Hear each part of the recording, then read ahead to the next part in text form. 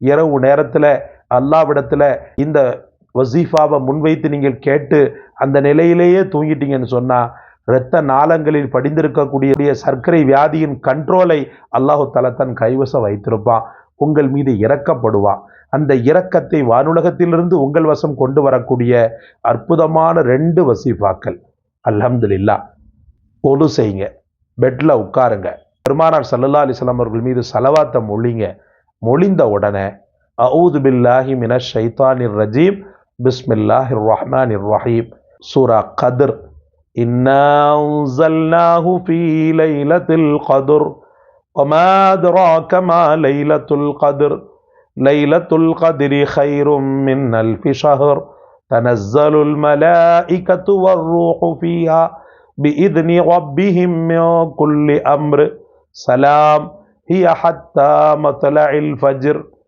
இந்த சூரா 7 முறை. அதுக்கு அடுத்து அஊது பில்லாஹி மினஷ் ஷைத்தானிர் ரஜீம், பிஸ்மில்லாஹிர் ரஹ்மானிர் ரஹீம், இன்னா அஅதைனாகல் கௌஸர் ஃபஸல்லி லிரப்பிக வன்ஹர் இன்ன ஷானிஅக ஹுவல் அப்தர். இன்னா அஅதைனாகல் கௌஸர் ஃபஸல்லி லிரப்பிக வன்ஹர் இன்ன ஷானிஅக ஹுவல் அப்தர். 21 முறை. அது 7, இது 21. இந்த 2 சூறாக்களையும் அதிகம் ஓதி, நெஞ்சில் ஊதி, உள்ளங்கையில் ஊதி, உடம்பு முழுக்க தடவி கொள்ளுங்கள். உச்சியிலிருந்து உள்ளங்கால் வரைக்கும் உடம்பு முழுக்க தடவி கொள்ளுங்கள். உணவின் மீது கண்ட்ரோலாக இருங்கள். அதிகமாக நடைபயிற்சி மேற்கொள்ளுங்கள். பூவோடு சேர்ந்து நாரும் மணக்கும் என்பதற்கொப்ப நீங்கள் அல்லாவின் மீது கொண்ட அந்த அதீத நம்பிக்கையின் வெளிப்பாடான இந்த வசீஃபாக்களும் அதோடு கூடி உலகத்தில் நீங்கள் காட்டக்கூடிய கண்ணும் கருத்துமான மருத்துவமும் சேர்ந்து கொடூரமான வியாதியான சர்க்கரை நோயை கட்டுக்குள் வைத்திருக்கும் என்பதில் எந்த விதமான ஐயமும் கிடையாது. அல்லாஹ் உங்கள் அனைவருக்கும் ஷிஃபாவை தருவானாக.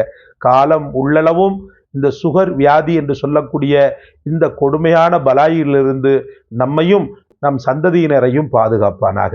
இந்த காணொளி உங்களுக்கு பிடிச்சிருக்கும்னு நினைக்கிறேன். லைக் பண்ணுங்க, ஷேர் பண்ணுங்க, சப்ஸ்கிரைப் பண்ணுங்க.